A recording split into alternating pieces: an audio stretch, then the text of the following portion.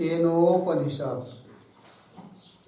केनोपनिषद में पदभाष्य और द्वितीय मंत्र का भाष्य कुछ हुआ था और अब कुछ चलने वाला है। तो कह पुनः अत्र पदार्थ, यही है ना? यहाँ से आज चलेगा।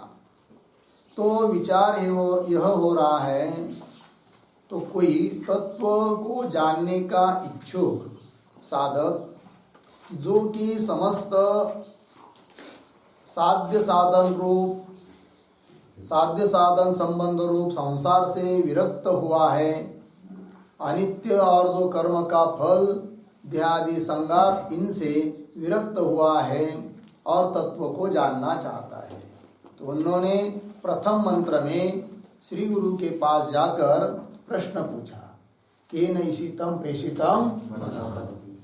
उसकी जिज्ञासा को जानकर श्री गुरु ने उसके प्रश्न का उत्तर देना प्रारंभ किया दूसरे मंत्र से। तो श्री गुरु ने बताया, जिस तत्व को तुम जानना चाहते हो वह है श्रोत्र का श्रोत्र, मन का मन, वाणी का वाणी, प्राण का भी वो प्राण है और चक्षु का भी वो चक्षु है। ये वो तत्व है, ये बात कही है। अब इसमें विचार चल रहा है कि श्रोत्रस्य श्रोत्रम इत्यादि जो वाक्य है, तो उनमें प्रथम जो श्रोत्रस्य यह शब्द है जो कि षष्ट्यंत है, तो उसका अर्थ कर दिया था शब्द को ग्रहण करने वाला जो करण अर्थात श्रोत्र इंद्रिय वो लेना है, और उस श्रोत्र का भी वो श्रोत्र है। तो द्वितीय जो श्रोत्र पद है उसका क्या अर्थ है जी? तो उसका अर्थ कल बताया था, उस श्रोत्र इंद्रिय का जो प्रेरक है कि नहीं, उस प्रेषक है, प्रेरक है, वो लेना है द्वितीय श्रोत्र शब्द से। इस बात को कहा था। बीच में पुनः प्रश्न किया शिष्य ने या पूर्व पक्षी ने कि ये जो तुम उत्तर दे रहे हो श्रोत्र का श्रोत्र है, मन का मन है, ये उत्तर तो प्रश्न के अनुरूप नहीं लग रहा है, अननुरूप है। उत्तर इस प्रकार देना चाहिए था कि हमने पूछा श्रोत्र, मन, प्राण इत्यादि का प्रेरक कौन है, तो एवं एवं इस प्रकार से इस विशेषणों से विशिष्ट यह है, ऐसा बताना चाहिए था। ऐसा तो बताया नहीं, लेकिन इसीलिए प्रश्न के अनुरूप ये उत्तर नहीं है। ये किसी ने शंका की, तो उसका उत्तर दिया कि भाई ये बात नहीं है, अपितु अनुरूप ही उत्तर है। क्यों? कि जो प्रेरक है श्रोत्र का श्रोत्र आदि अर्थात श्रोत्रादि इंद्रियों का कार्यकरण संगात का जो प्रेरक है, वह जो चेतन तत्व है, आत्म तत्व है, उनका वह यदि अपने किसी व्यापार से विशिष्ट होता तो भी हम नहीं बताते, तब हमारा आपका कहना है ठीक होता कि अनुरूप प्रश्न के अनुरूप ये उत्तर नहीं है। किंतु उसका अपना कोई स्वयं उस श्रोत्रादि इंद्रियों का जो व्यापार है उसके अतिरिक्त और कोई अपना स्वयं का व्यापार नहीं है कि जिसको लेकर उसका ज्ञान करा देवे। इसीलिए कहा तो उस तत्व का तो ज्ञान कराना है, और उसके लिए दृष्टांत भी दिया था दात्रादि प्रयोक्तृवत।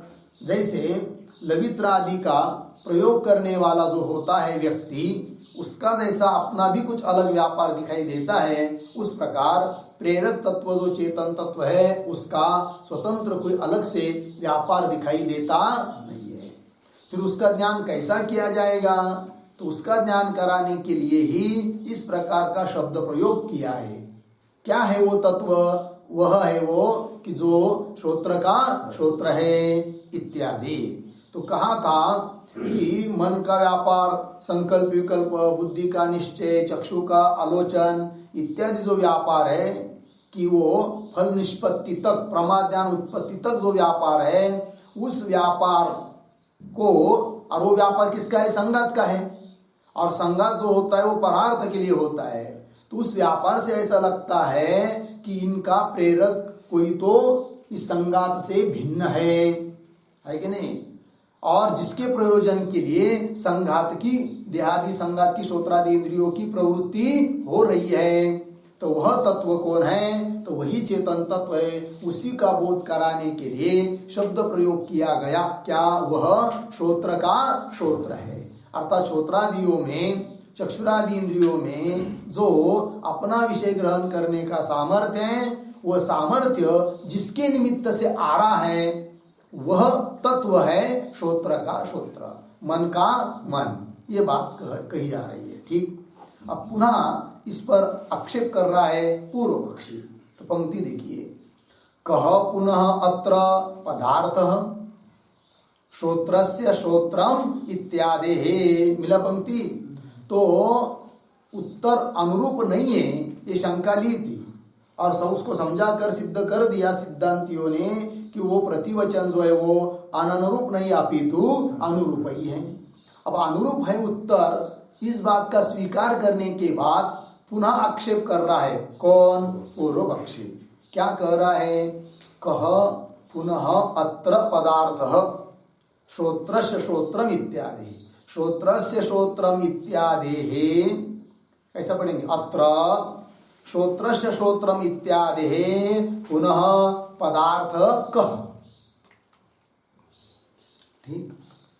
अत्र श्रोत्रस्य श्रोत्रम इत्यादि है, पुनः कह पदार्थ। ठीक है जी।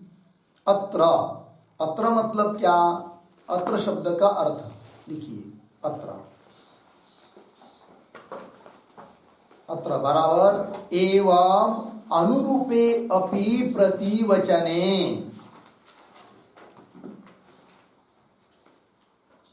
एवं अनुरूपे अपि प्रतिवचने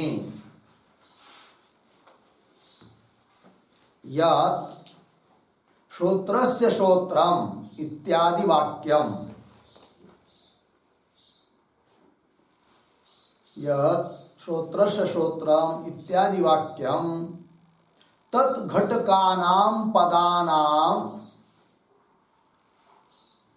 तत् घटकानां पदानां कह तावत् अर्थः, कह तावत् अर्थः। ठीक। देखिए भाई, एवं अनुरूपे अपि प्रतिवचने। अब क्या स्वीकार कर लिया पूर्व पक्ष ने भी कि ठीक है, सिद्धांतिक की जो कह रहे कि हमारा वचन प्रतिवचन उत्तर क्या है? अनुरूप है, तो स्वीकार कर लिया। तो अनुरूपे अपि प्रतिवचने, उत्तर अनुरूप होने पर भी जो शब्द प्रयोग किया है, वाक्य प्रयोग किया है, यत् श्रोत्रस्य श्रोत्रम इत्यादि वाक्यम तद घटकानाम, उस वाक्य में घटकीभूत जो पद श्रोत्रस्य श्रोत्रम इत्यादि, उन पदानाम कह तावत अर्थ, उन पदों का अर्थ क्या है? कौन पूछ रहा है? पूर्व पक्षी। क्योंकि उसको ये लग रहा है क्या? श्रोत्र का श्रोत्र है कि नहीं? देखिए आगे की पंक्ति और देखते हैं, ये प्रश्न समझ में आया ना कि अत्र श्रोत्रस्य श्रोत्रम इत्यादि इस वाक्य में पुनः कह पदार्थ, पदों का अर्थ क्या है? ये पूछा। क्यों पूछा उसने? आगे, न ही अत्र श्रोत्रस्य श्रोत्रांतरेण अर्थः यथा प्रकाशस्य प्रकाशांतरेण। देखिए भाई, तो उदाहरण दिया है उसने प्रकाशस्य प्रकाशांतरेण, तो उदाहरण को पहले समझ लेंगे। तो यथा प्रकाशस्य प्रकाशांतरेण अर्थः न, ऐसा पीछे से अनुवृत्ति आ जाती है। तो वाक्य का अर्थ क्या निकलता है? तो देखिए, समझ लीजिए सामने घट पट ऐसी कोई वस्तु है और उसका प्रकाशन करने के लिए, उसका ज्ञान कराने के लिए प्रकाश की जरूरत होती है। दिया का प्रकाश चाहिए तभी ज्ञान होगा। किसका? घट पट इत्यादि को का रात के समय में। किंतु उस दिया जो प्रकाश स्वरूप है, उसके ज्ञान के लिए और किसी प्रकाश की जरूरत है क्या? नहीं है। घटादि वस्तु का ज्ञान कराने के लिए तो प्रकाश की जरूरत है, किंतु उस प्रकाश का ज्ञान कराने के लिए अन्य किसी प्रकाश की जरूरत नहीं है। ये बात हुई कि नहीं? उस प्रकार वो कहता है, पूर्व पक्षी कहता है कि हे सिद्धांती या हे गुरुजी, तुम जो कह रहे हो कि वह श्रोत्र का श्रोत्र है, तो श्रोत्र जो षष्ट्यंत है श्रोत्रस्य, उसकी जरूरत है क्यों? शब्दादिकों का ज्ञान कराने के लिए श्रोत्र इंद्रिय की जरूरत है, किंतु वहां पर तुम रुक नहीं रहे हो। क्या कह रहे हो? श्रोत्र का श्रोत्र, और श्रोत्र शब्द का अर्थ होता है करण, श्रोत्र इंद्रिय। तो जैसे प्रकाश का ज्ञान कराने के लिए अन्य प्रकाश की जरूरत नहीं है, उस प्रकार श्रोत्र इंद्रिय की तो जरूरत है शब्दादि विषयों का ज्ञान कराने के लिए, किंतु श्रोत्र इंद्रिय का ज्ञान कराने के लिए अन्य किसी श्रोत्र की जरूरत है क्या? नहीं है, है कि नहीं? फिर क्यों कह रहे हो वो श्रोत्र का श्रोत्र है करके? क्योंकि पूर्व पक्ष समझ रहा है दोनों श्रोत्र पद का अर्थ समझ रहा है क्या? श्रोत्र इंद्रिय। तो श्रोत्र, एक श्रोत्र इंद्रिय की तो जरूरत है शब्दादि विषय का ज्ञान कराने के लिए, किंतु श्रोत्र का ज्ञान कराने के लिए अन्य श्रोत्र की जरूरत तो होती ही नहीं है। जैसे एक प्रकाश का ज्ञान कराने के लिए अन्य प्रकाश की जरूरत नहीं होती है, तब क्यों बोल रहे हो ऐसा? श्रोत्रस्य श्रोत्र, ये आक्षेप हुआ। बात समझ में आ रही है? पंक्ति देखिए, न ही अत्र, मिला क्या पंक्ति? न ही अत्र श्रोत्रस्य श्रोत्रांतरेण अर्थ, तो न का अन्वय बाद में कैसा? ही, क्योंकि, ये तो ही, अत्र श्रोत्रस्य श्रोत्रांतरेण अर्थः न। ठीक हो गया भाई? देखिए कैसे, ही अत्र श्रोत्रस्य, श्रोत्रस्य शब्द का मतलब क्या? श्रोत्र इंद्रियस्य ज्ञानार्थम, यह समझना है। श्रोत्रस्य शब्द आया कि नहीं, उसका मतलब क्या? श्रोत्र इंद्रियस्य ज्ञानार्थम, श्रोत्र इंद्रिय का ज्ञान होने के लिए।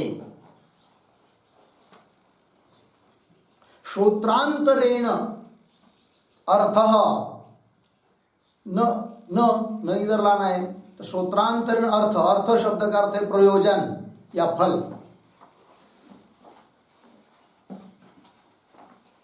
तो क्या तात्पर्य निकला? श्रोत्र इंद्रिय का ज्ञान के लिए अन्य श्रोत्र का कोई प्रयोजन नहीं है।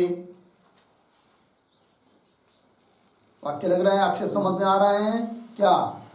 तुम क्या कर रहे हो सिद्धांती? श्रोत्र का श्रोत्र मतलब श्रोत्र के ज्ञान के लिए श्रोत्र और है, ये समझ बता रहे हो, किंतु वो बोल रहा है श्रोत्र इंद्रिय का ज्ञान के लिए अन्य श्रोत्र का कोई प्रयोजन नहीं है।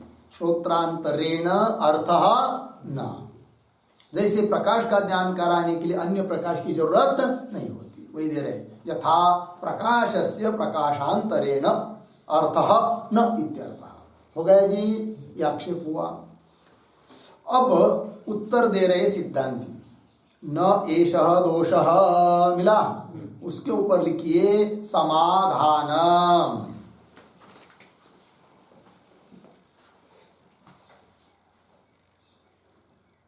उत्तर दे रहे, समाधान कर रहे, समाधान। न एषः दोष, ठीक है जी, यह कोई दोष नहीं। कैसे दोष नहीं है? तो बता रहे, देखिए, अयम अत्र पदार्थः उपपद्यते इत्यर्थः, है कि नहीं? पदार्थ की बात क्या आता है? उपपद्यते इत्यर्थः, क्योंकि वाक्य के अंतिम में आएगा उपपद्यते, तो उसके साथ इसका अन्वय रहेगा।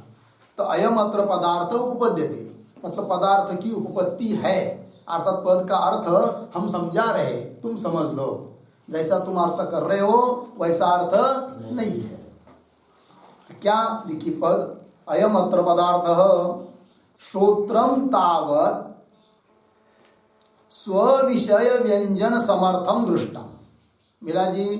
हाँ, क्या जी? श्रोत्रम तावत्, यहां से तो श्रोत्र मतलब श्रोत्र इंद्रिय, तावत् प्रथम आदौ तो स्विषय व्यंजन, स्विषय, स्व श्रोत्र, स्विषय श्रोत्र विषय कौन? शब्दादि। उस शब्दादि का व्यंजन के लिए, अभिव्यक्ति के लिए उसको प्रकट मत करने के लिए, उसका बोध कराने के लिए समर्थम। कौन? श्रोत्र। श्रोत्र इंद्रिय समर्थ है कि नहीं? अपना विषय का ज्ञान कराने के लिए। वो एक इंद्रिय का नाम लेकर बार बार बोल रहे हैं, इसको सभी समझना है। चक्षुरिंद्रिय समर्थ है किसके लिए? अपना विषय जो रूप उसका ज्ञान कराने के लिए। घ्राण इंद्रिय समर्थ है किस लिए? अपना विषय जो गंध उसका ज्ञान कराने के लिए। उस प्रकार से श्रोत्रम तावत स्व विषय व्यंजन समर्थम दृष्टम, ये दृष्ट है, अनुभूत है। फिर आगे देखिए, तत्तु स्व विषय व्यंजन सामर्थ्यम श्रोत्रस्य चैतन्य ही आत्मज्योतिषी इत्यादि बताया ना आगे। तो उसके पहले इसका थोड़ा अन्वय करते हैं तत्तु से। तो तत्तु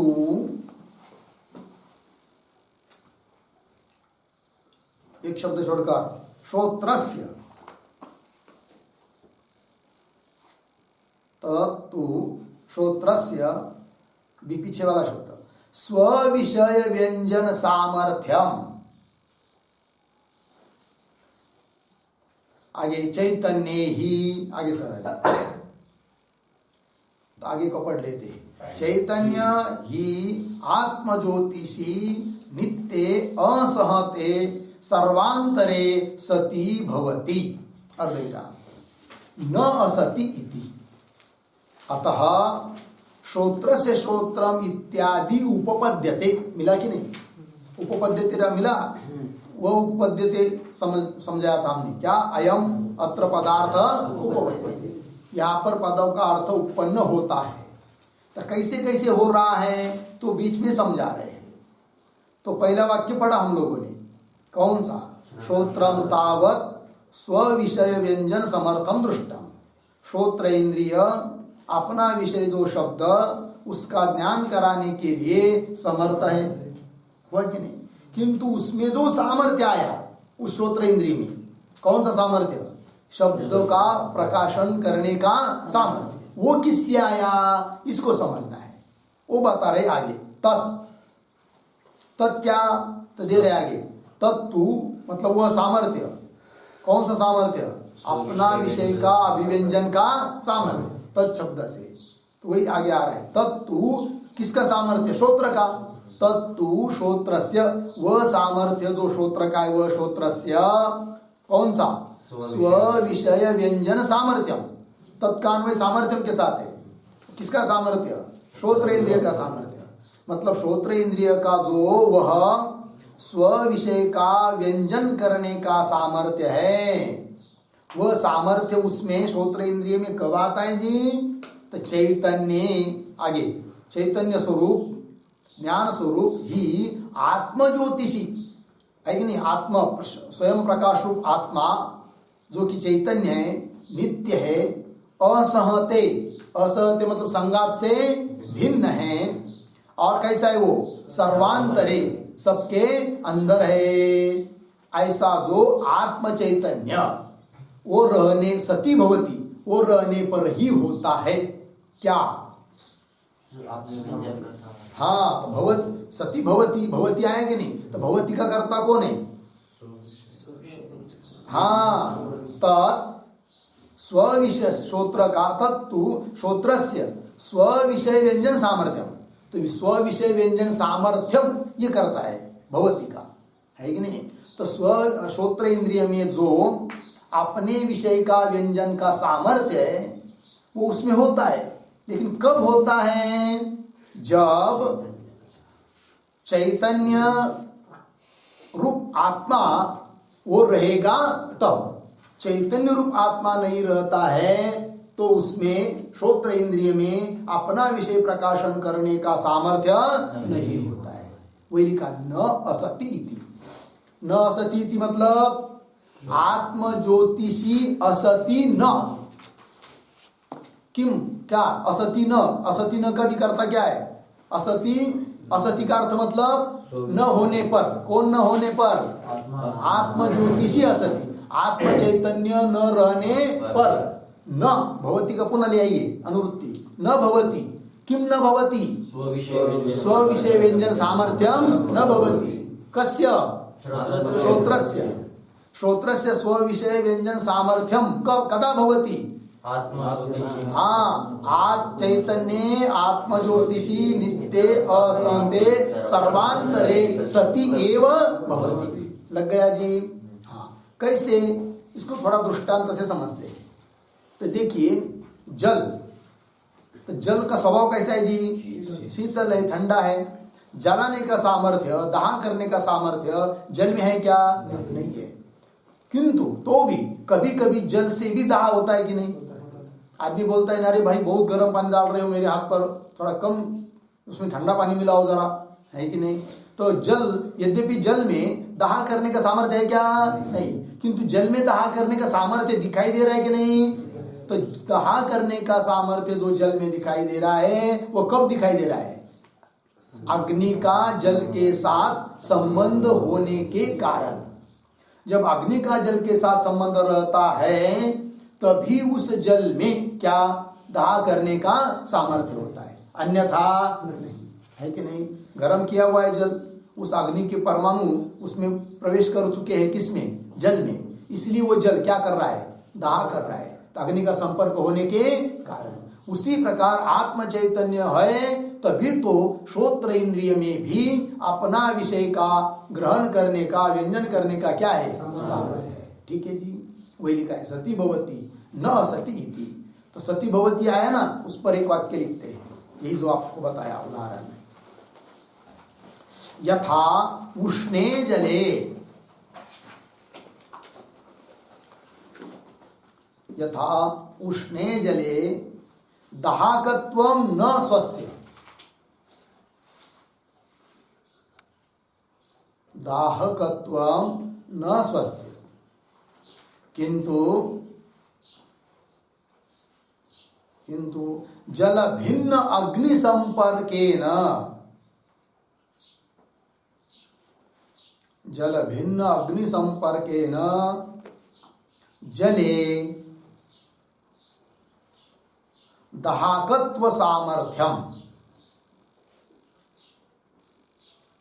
जले दाहकत्व सामर्थ्यम तथा चैतन्ये सति, तथा चैतन्ये सति श्रोत्रस्य शब्द ग्रहण सामर्थ्यम भवति, शब्द ग्रहण सामर्थ्यम भवति। हो गया जी? देखिए भाई, तो वही उदाहरण दिया है, जैसे उष्णे जले दाहकत्व, दाहकत्व है उसमें किंतु न स्वस्य, स्वयं का नहीं है, किंतु जल से भिन्न जो अग्नि, उस अग्नि का संपर्क आने के कारण जल में क्या है? दाहकत्व सामर्थ्य। तथा चैतन्य सती, चैतन्य रहने पर ही क्या? श्रोत्रस्य शब्द ग्रहण सामर्थ्य, शब्द ग्रहण का सामर्थ्य है किसमें? श्रोत्र में। कब? चैतन्य रहता है तब, आत्मा ज्योतिषी उसका संपर्क है तब, उससे प्रेरित है इसलिए। हो गया जी? वही सती भवती न सती, अतः श्रोत्रस्य श्रोत्रम। अब जिसके कारण श्रोत्रेंद्रिय में सामर्थ्य आ रहा है कि नहीं, अपना विषय प्रकाशन का जिसके कारण सामर्थ्य आ रहा है उसको हम कह रहे, वो श्रोत्र का श्रोत्र है, क्योंकि वो नहीं रहेगा तो इसमें सामर्थ्य ही नहीं आता है। इसलिए उसको हम कहते हैं वो मन का भी मन है, क्योंकि मन में भी संकल्प विकल्प करने का जो सामर्थ्य है, वो सामर्थ्य किसके कारण आ रहा है? किसके सानिध्य से आ रहा है? चैतन्य रहने पर ही आता है। इसलिए उस चैतन्य को हम कहते हैं वो मन का भी मन है, प्राण का भी प्राण है, वाणी का भी वाणी है, चक्षु का भी चक्षु है, ऐसा। अतः श्रोत्रस्य श्रोत्रम इत्यादि उपपद्यते। हो गया जी? चलिए, तथा च श्रुत्यंतराणि, इसी बात को स्पष्ट करने के लिए और भी बहुत सारी श्रुतियां है, स्मृतियां हैं। किस बात को स्पष्ट करने के लिए? कि प्रकाश स्वरूप, ज्ञान स्वरूप चैतन्य तत्व आत्मा ही है, और उसी की सत्ता से सभी इंद्रियों में या सभी का जो प्रकाशन हो रहा है उसी के निमित्त से हो रहा है। इस बात को कहने के लिए बहुत सारी श्रुतियां हैं। उदाहरण रूप से दे रहे 2-3 श्रुतियां। तथा च श्रुत्यंतराणि, आत्मना एव अयम ज्योतिषा आस्ते। ठीक है ना जी। आत्मना एव अयम ज्योतिषा मतलब अयम आत्मना ज्योतिषा एव आस्ते। ठीक है ना। यह अपने प्रकाश से ही प्रकाशित है, तो ज्ञान स्वरूप है कौन? आत्मा। ठीक है ना जी।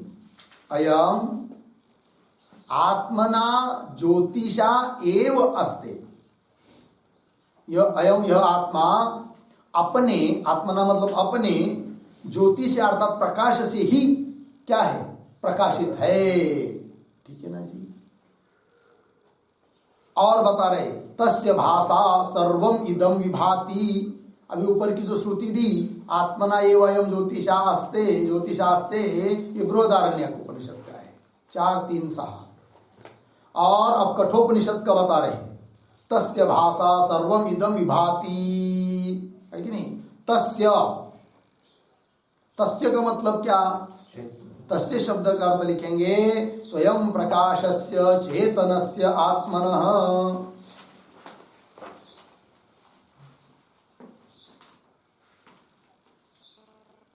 स्वयं प्रकाशस्य चेतनस्य आत्मनः। ठीक है जी। स्वयं प्रकाश चेतन स्वरूप जो आत्मा है, उस आत्मा के भाषा, है कि नहीं?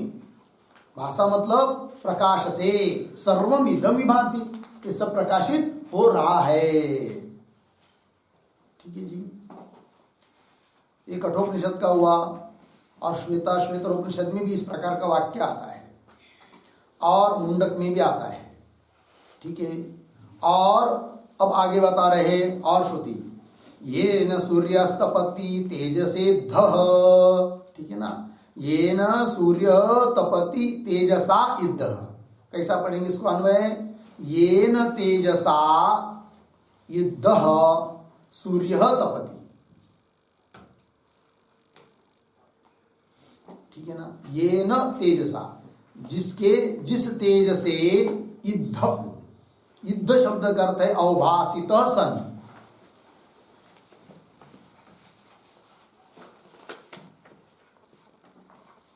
जिसके तेज से अवभासित हुआ कि वह प्रदीप्त हुआ, जो कौन? सूर्य तपति।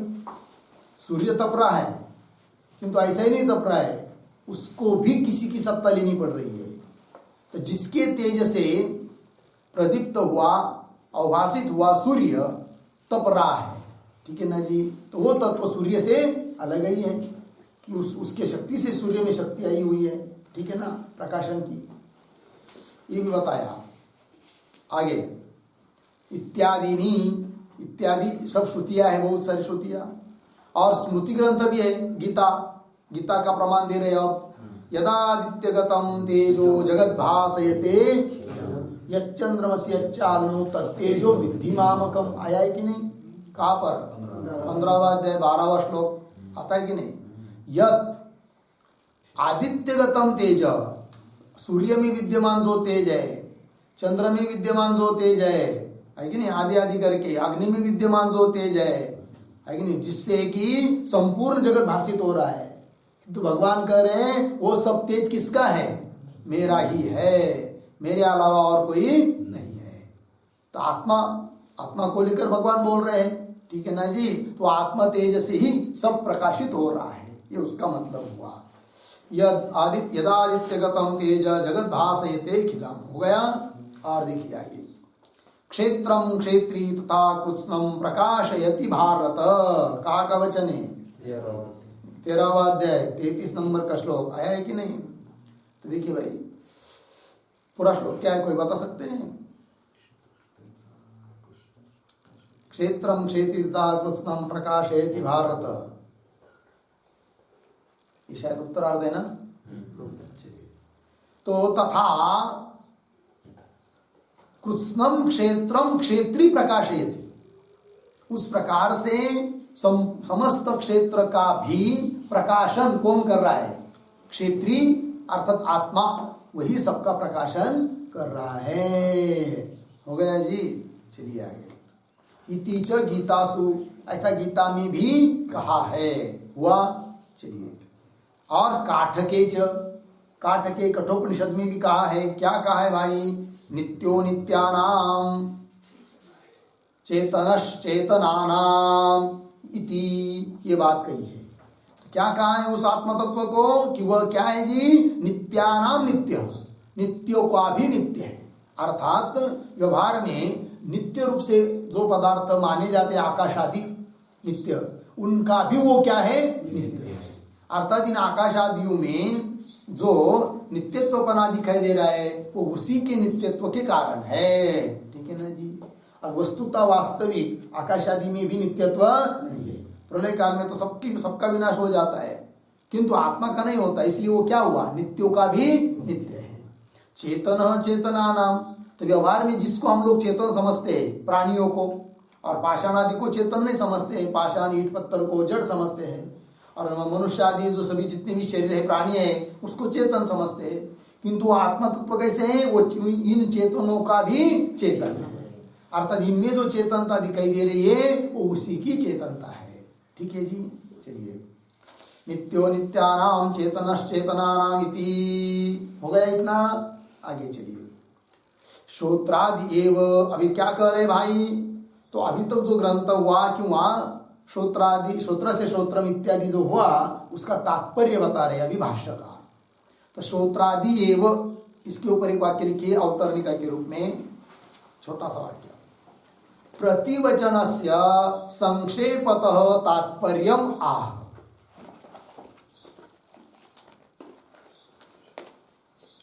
प्रतिवचनस्य संक्षेपतः तात्पर्यम आह।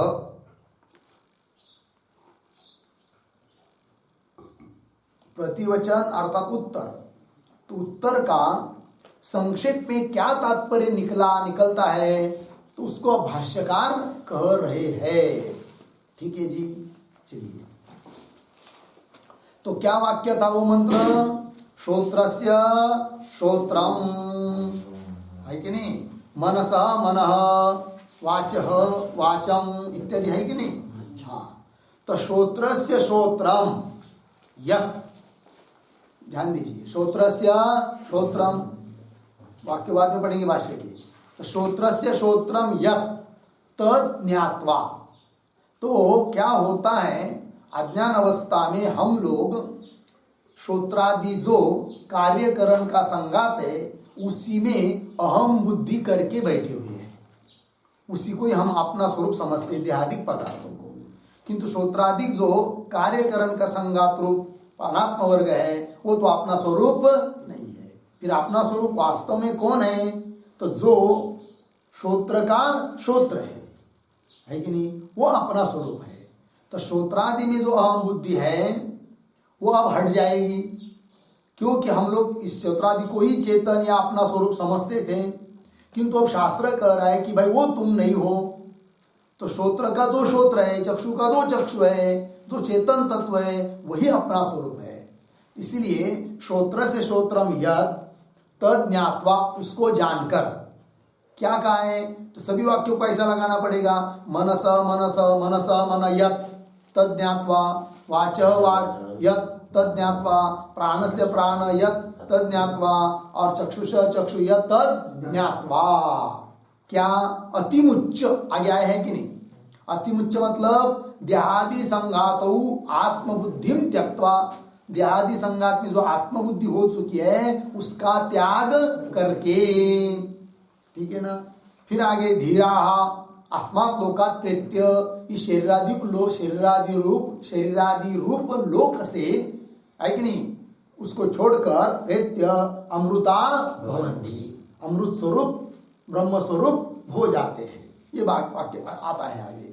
तो ये जो प्रतिवचन रूप दूसरा मंत्र है, श्रोत्र से श्रोत्रम इत्यादि, इसका संक्षेपतः क्या तात्पर्य निकलता है उसको भाष्यकार कह रहे हैं। देखिए भाई, श्रोत्रादि एव, मिला पंक्ति भाष्य में, श्रोत्रादि एव सर्वस्य आत्मभूतम चेतनम इति प्रसिद्धम। प्रसिद्धम का मतलब है निश्चितम, सभी लोगों को इसका निश्चय है।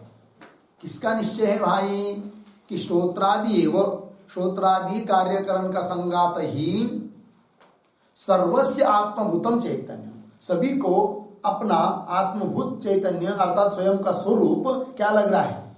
श्रोत्रादि देहादि संगात, ठीक है ना जी। श्रोत्रादि एव सर्वस्य आत्मभूतम चेतनम इति प्रसिद्धम। अर्धविराम। तत् इह निवर्तते, उसकी निवृत्ति यहाँ की जा रही है। किसकी निवृत्ति की जा रही है? कि जो श्रोत्रादि कार्यकरण संघात में भ्रम के कारण अज्ञान काल में आत्मबुद्धि जीवों को हो चुकी है, उस बुद्धि की निवृत्ति की जा रही है कि श्रोत्रादि इत्यादि कार्यकरण संघात ये तुम नहीं हो। फिर तुम कौन हो? तुम वो तत्व हो जो कि श्रोत्र का भी श्रोत्र है, मन का भी मन है। इस बात को कह रहे हैं। श्रोत्रादि एव सर्वस्य आत्मभूतम चेतनम इति प्रसिद्धम।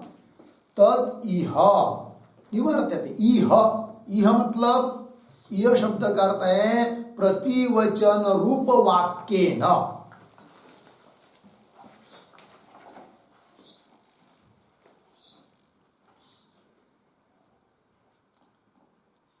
प्रतिवचन रूप वाक्येन, श्रोत्र से श्रोत्रम इत्यादि जो प्रतिवचन रूप वाक्य है ना, उस वाक्य के द्वारा निवर्त्यते। केन निवर्त्यते? प्रतिवचन रूप वाक्येन निवर्त्यते। प्रतिवचन रूप वाक्येन किम निवर्त्यते? वही पर सब है। श्रोत्रादि एव सर्वस्य आत्मभूतम चेतनम इति निवर्त्यते। अर्थात श्रोत्रादियों में ही लोगों को क्या हुआ है? भ्रम हुआ है कि यही मेरा आत्मा है, यही मेरा स्वरूप है, उसको ही अपना स्वरूप समझते हैं। तो ये जो भ्रम हुआ है, अध्यास हुआ है, इस अध्यास की निवृत्ति की जा रही है। किस वाक्य से? श्रोत्रस्य श्रोत्रम इत्यादि वाक्य के द्वारा। पंक्ति लग रही ना? देखिए भाई, तत् इह निवर्त्यते, मिला पंक्ति? आगे चलिए। अब कैसा उसका स्पष्टीकरण कर रहे हैं। तो है कोई तो चैतन्य इस देहादि संगात से भिन्न, इस बात को कह रहे। अस्ति किमपि विद्वद बुद्धिगम्यम सर्वांतरतमम कूटस्थम अजम अजरम अमृतम अभयम श्रोत्रादि अपि श्रोत्रादि तत्सामर्थ्य निमित्तम अस्ति किमपि। वाक्य के शुरू में आया है ना, अस्ति किमपि, कोई तो ऐसा चैतन्य तत्व है। इति प्रतिवचनम शब्दार्थः च उपपद्यते एव। ठीक है जी, देखिए भाई अर्थ शुरू से। निवर्त्यते की बात अस्ति किमपि है ना, उसके बाद में लगाएंगे। तो विद्वत बुद्धिगम्यम, विद्वान जो व्यक्ति है, आत्मवेत्ता ज्ञानी, उसकी बुद्धि के द्वारा जो गम्य है, अर्थात उसके बुद्धि का जो विषय है, ठीक है ना, अर्थात जिसने उस तत्व को अहम रूप से जाना है। तो विद्वत बुद्धिगम्यम और कैसा? सर्वांतरतमम, सभी के अंतर में स्थित, है ना। आत्मा कैसा है? सबके अंदर है। तो अंतर सर्वांतरतम है वो।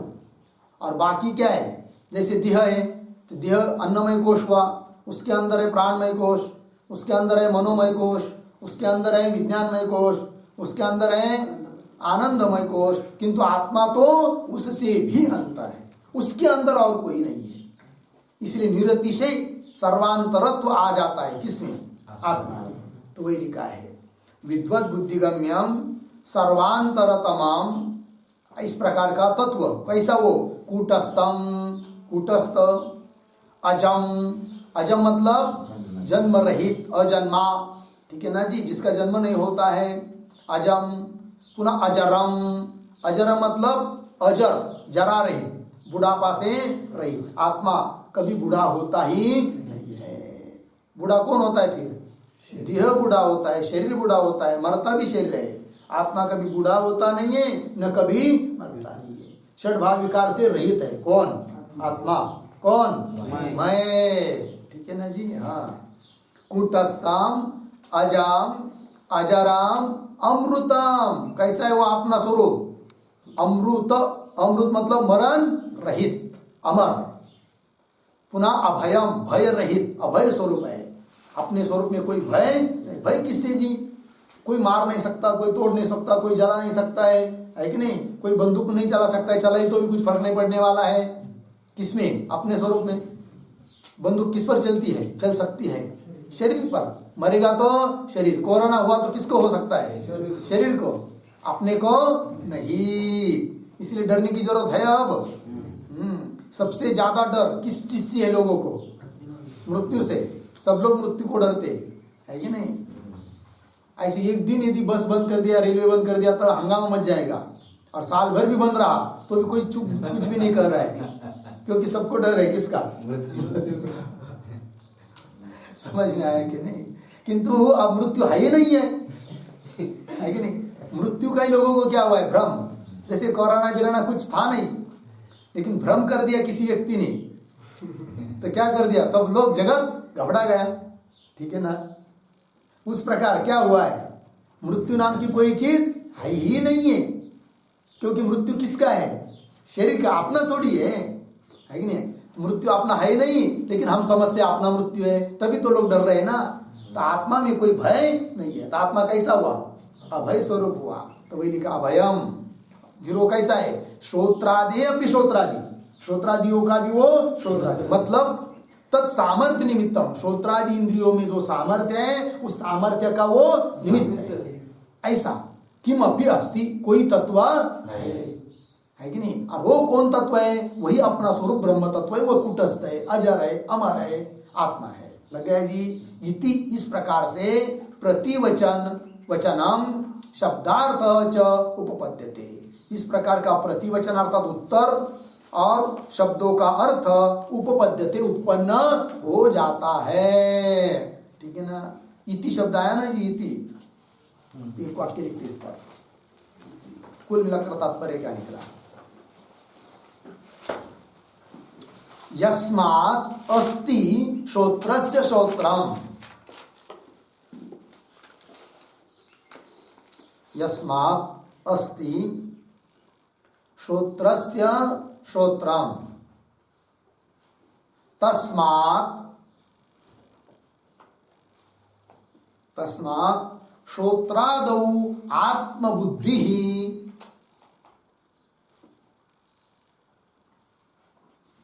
श्रोत्रादौ आत्मबुद्धि संत्यक्तव्या, संत्यक्तव्या इति शेषः।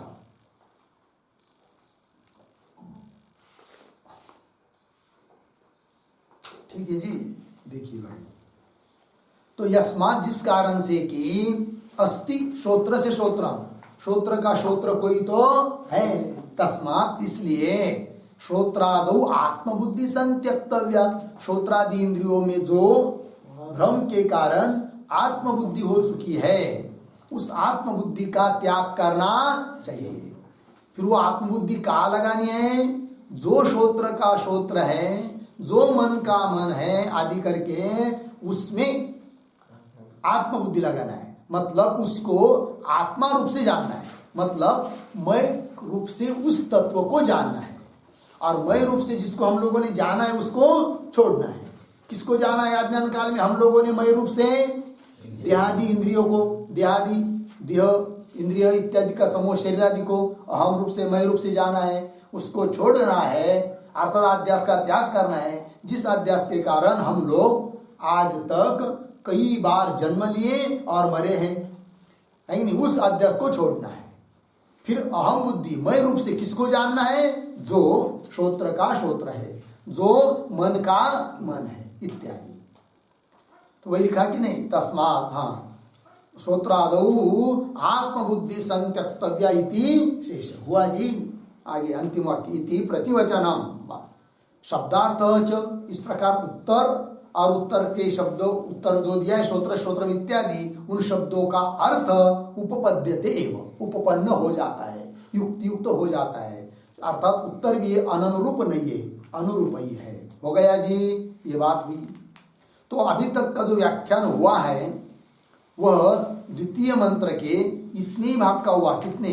श्रोत्रस्य श्रोत्र। उसके बाद आया है मनसः मन, है ना। तो उसका व्याख्यान करने जा रहे अब भाष्यकार।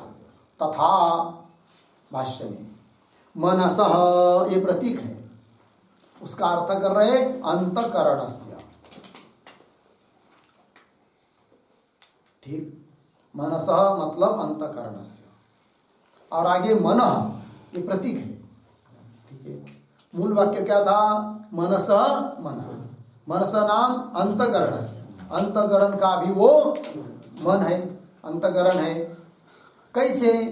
जैसे वहां पर शब्द ग्रहण का सामर्थ्य किसमें है? श्रोत्र इंद्रिय में है कि नहीं? श्रोत्र शब्द का अभिव्यंजक है, किंतु उस श्रोत्र में अपना विषय जो शब्द, उसका प्रकाशन करने का सामर्थ्य जो श्रोत्र इंद्रिय में है, वो किसके कारण है? आत्मा के कारण है। इसलिए आत्मा को क्या कह दिया? श्रोत्र का श्रोत्र। उसी प्रकार मन में भी, अर्थात अंतकरण में भी संकल्प विकल्प करने का, या अंतकरण का ही एक परिणाम जैसा मन है वैसा बुद्धि, बुद्धि में निश्चय करने का जो सामर्थ्य है, वो जिसके कारण है उसको हम कहते हैं क्या? वह मन का भी मन है। लगा जी? चलिए, तो भाष्य में तथा मनस नाम अंतकरणस्य मनः। ठीक, इसी को स्पष्टीकरण कर रहे। न ही, न से लेकर देखिए, न ही अंतकरणम अंतरेण चैतन्य। आपके पुस्तक में क्या है, पढ़ो।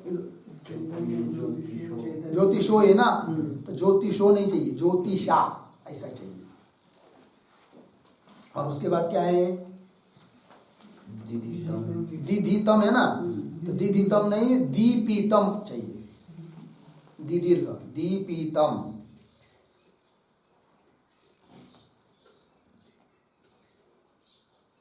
ठीक है, अब देखिए भाई, चैतन्य ज्योतिषा दीपितम स्व विषय संकल्प अध्यवसायादि समर्थम स्यात्। स्यात् तक हुआ ना, न से लेकर स्यात् तक एक वाक्य हुआ।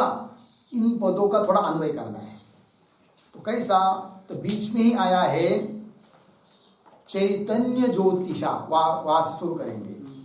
तो चैतन्य ज्योतिषा दीपितम, उसके पीछे अंतरेण, उसके पीछे अंतकरण, आगे स्विषय संकल्प अध्यवसायादि समर्थम। फिर पीछे आया था शुरू में वाक्य के न ही, फिर अंतिम में स्यात्, नहीं स्यात्। ठीक है, अर्थ देखिए अभी। तो चैतन्य ज्योतिषा दीपितम अंतरेण, अंतरेण शब्द का अर्थ लिखिए विना। अंतरेण मतलब विना। तब अर्थ देखिए भाई, चैतन्य ज्योति मतलब आत्म ज्योति, आत्म प्रकाश। ठीक है ना जी? देखिए अर्थ, चैतन्य ज्योतिषा दीपितम अंतरेण, दीपितम नाम प्रकाशितम है कि नहीं? चैतन्य ज्योति के द्वारा प्रकाशितम, दीपितम अंतरेण, दीपित किए बिना, प्रकाशित किए बिना, है कि नहीं?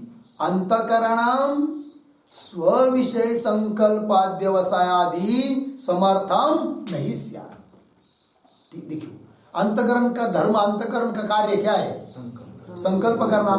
क्योंकि अंतकरण का एक परिणाम है क्या? मन संकल्प करता है कि नहीं? मन का विषय क्या हुआ? अपना विषय संकल्प। और उस अंतकरण का एक भेद है बुद्धि, और बुद्धि का विषय क्या है? निश्चय। तो अंतकरण अपना विषय जो संकल्प और निश्चय करता है, किंतु अंतकरण में अपना विषय जो संकल्प और निश्चय करने का जो सामर्थ्य है, वो किससे हो रहा है? तो चैतन्य ज्योति के द्वारा सत्ता को प्राप्त हुआ अंतकरण ही अपना विषय संकल्प और निश्चय कर सकता है। और चैतन्य ज्योति आत्म ज्योति का प्रकाश पाए बिना, उसकी सत्ता पाए बिना अंतकरण भी संकल्प और निश्चय कर नहीं सकता है। तो अंतकरण में अपना कार्य करने का सामर्थ्य किसके निमित्त से? आत्म चैतन्य ज्योति से, आत्म चैतन्य के निमित्त से।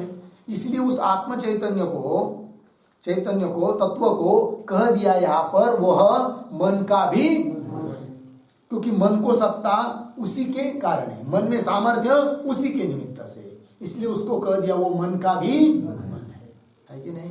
इस प्रकार, ठीक है जी। चलिए, तो चैतन्य ज्योतिषा दीपितम अंतरेण, चैतन्य ज्योति के द्वारा प्रकाशित किए बिना अंतकरण स्व विषय संकल्प अध्यवसाय आदि समर्थम, अपना विषय जो संकल्प और अध्यवसाय इत्यादि के लिए समर्थम नहीं से समर्थ होता नहीं है। तस्मात् मनस अपि मनः इति मिला, इसलिए वो आत्मा क्या है? मन का भी मन है। मनस अपि मनः इति लग गया। तो बोलेंगे भाई मंत्र में तो केवल मनस मन आया है, लेकिन यह अध्यवसाय कहाँ से आपने लिया जो कि बुद्धि का धर्म है? तो भाष्यकार कह रहे मूल मंत्र में जो मनस मन पद आया है ना, तो मन और बुद्धि को एक समझकर हमने व्याख्यान किया है, क्योंकि मन और बुद्धि दोनों भी अंतकरण के ही धर्म, अंतकरण के ही परिणाम विशेष है। इस बात को कह रहे हैं इह बुद्धि मनसी एकीकृत्य निर्देश मनस हुआ ना जी। यहाँ मंत्र में बुद्धि और मन इन दोनों को एकीकृत्य एक समझकर निर्देश हुआ है, उल्लेख हुआ है। कौन? मनसः, इसलिए हमने उस प्रकार का व्याख्यान कर दिया। हो गया जी। तो दो पदों का, दो वाक्यों का व्याख्यान हुआ अभी तक। मंत्र में अवांतर वाक्य जो बीच वाला वाक्य पहला कौन सा? श्रोत्रस्य श्रोत्र, इसका व्याख्यान हुआ। और फिर दूसरा मनसः मन, इसका व्याख्यान हुआ। फिर आगे यद वाचो वाचम, इसका व्याख्यान होना है, किंतु इसका विचार हम लोग कर रहे हैं।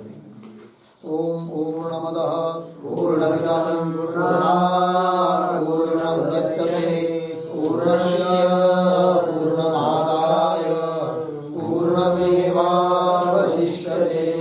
ओम शांति शांति शांति।